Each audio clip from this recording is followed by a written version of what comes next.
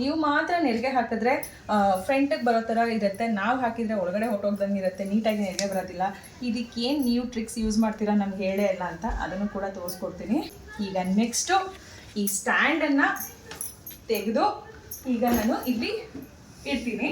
ನೋಡ್ಬೋದು, ನಮ್ಮ ಸ್ಟ್ಯಾಂಡನ್ನು ನೀವು ಎಲ್ಲಿ ಬೇಕಾದರೂ ಇಟ್ಕೊಂಡು ರೆಡಿ ಮಾಡಿ, ನೀವು ಹಬ್ಬಕ್ಕೆ 2 or 3 days ಮುಂಚಿತವಾಗಲೇ ರೆಡಿ ಮಾಡಿ ಇಟ್ಕೊಂಡು ಹಬ್ಬದ ದಿನ ನೀವು ಯಾವ ಪ್ಲೇಸಲ್ಲಿ ಕೂರಿಸ್ತೀರೋ ಆ ಪ್ಲೇಸಿಗೆ ಆರಾಮ್ಸೆ ತೊಗೊಂಡೋಗಿ ಇಡ್ಬೋದು. ಅದು ಪೂಜೆ ದೇವ್ರ ಮನೆ ಆದರೂ ಓಕೆ, ಅಥವಾ ನೀವು ಹಾಲಲ್ಲಿ ಏನಾದರೂ ಗ್ರ್ಯಾಂಡಾಗಿ ರೆಡಿ ಮಾಡಿರ್ತೀವಿ ಅಂದ್ರೆ ಅಲ್ಲಾದರೂ ಓಕೆ. ಈಗ ನೀವೇ ನೋಡ್ತಾ ಇದ್ದೀರಾ, ಇಲ್ಲಿ ನೋಡ್ಬೋದು ನಮ್ಮ ಸ್ಟ್ಯಾಂಡಲ್ಲೇ ನಾನು ಕೂರಿಸಿರೋದು. ಈಗ ಸ್ಟ್ಯಾಂಡನ್ನು ಎತ್ಕೊಳ್ತೀನಿ.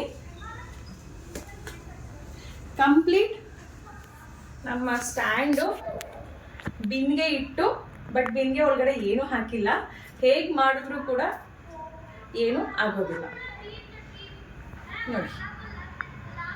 ಈಗ ಈ ಥರ ನೀವು ರೆಡಿ ಮಾಡಿ ಇಟ್ಕೊಂಡು ಎಲ್ಲಾದರೂ ಎತ್ತಿಟ್ಟು ಆನಂತರ ನೀವು ಇದನ್ನು ಹಬ್ಬದ ದಿನ ನೀವು ಎಲ್ಲಿ ಪೂಜೆ ಮಾಡ್ತೀರೋ ಅಲ್ಲಿ ಲಕ್ಷ್ಮಿನ ಪ್ರತಿಷ್ಠಾಪನೆ ಮಾಡಿ ಪೂಜಿಸ್ಬೋದು. ಈಗ ನಾನಿಲ್ಲಿ ಇಡ್ತಾ ಇದ್ದೇನೆ. ಏನಂದರೆ ಯಾವ ಟೇಬಲ್ ಮೇಲೆ ಕೂರಿಸ್ತೀರೋ ಎಷ್ಟು ಉದ್ದ ನೆರಿಗೆ ಬರಬೇಕು ಎಲ್ಲನೂ ಕೂಡ ಕಂಪ್ಲೀಟ್ ಚೆಕ್ ಮಾಡಿಕೊಂಡು ಉದ್ದ ತುಂಡ ನೀವು ಮಾಡ್ಕೊಳ್ಳಿ.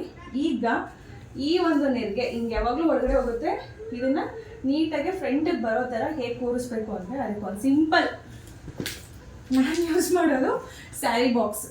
ಏನಿರುತ್ತೆ ಈ ಸ್ಯಾರಿ ಬಾಕ್ಸ್ನ ಜಸ್ಟು ಈ ಥರ ಕೆಳಗಡೆ ಇಟ್ಟು ಈ ಸೀರೆನ ನೀವು ನೀಟಾಗಿ ನೆರಿಗೆ ಹಾಕಿದರೆ ಮುಗೀತು. ಹೊರಗಡೆ ಹೋಗೋ ಥರ ಫೀಲ್ ಇಲ್ಲ, ಜೊತೆಗೆ ಫಿನಿಶಿಂಗು ಕೂಡ ಚೆನ್ನಾಗಿಯೇ ಬಂದಿದೆ. ಇಷ್ಟೇ ನಾನು ಮಾಡೋದು ಕೂಡ.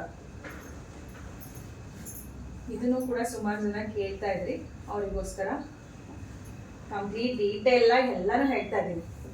ಇಷ್ಟೇ ಫ್ರೆಂಡ್ಸ್, ಇಷ್ಟೇ ಸಿಂಪಲ್ ಆಗಿ ನಾನು ನೆರಿಗೆನ ಕೂರಿಸ್ಕೊಡ್ತೀನಿ. ಆರಾಮ್ಸೆ ಕೂರುತ್ತೆ, ನಿಮ್ಗೆ ಎಲ್ಲೂ ಕೂಡ ಅದು ಬಾಕ್ಸ್ ಇಟ್ಟಿರೋದು ಕಾಣಿಸಲ್ಲ. ಆನಂತರ ಇದು ತೋಮಾಲ, ಇದನ್ನ ಜಸ್ಟ್ ಹೀಗೆ ಹಾಕ್ಕೊಳ್ತೀವಿ, ಬಟ್ ಇದೊಂಥರ ಲುಕ್ ಚೆನ್ನಾಗಿ ಕಾಣಿಸುತ್ತೆ ಅಂತ.